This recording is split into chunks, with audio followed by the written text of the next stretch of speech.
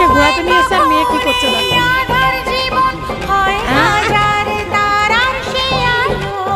এখন আমার মেয়ে গোলাপ কিনছে, কাকে দেবে জানি না,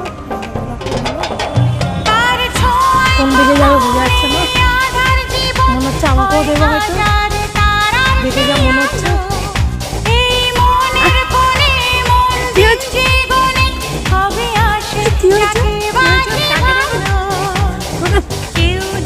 আমাকে দেবে, আমাকে দেবে, দুটো তো, দুটোই তোর জন্য, আমাকে কি আনন্দ হচ্ছে না? হ্যাঁ যাবি?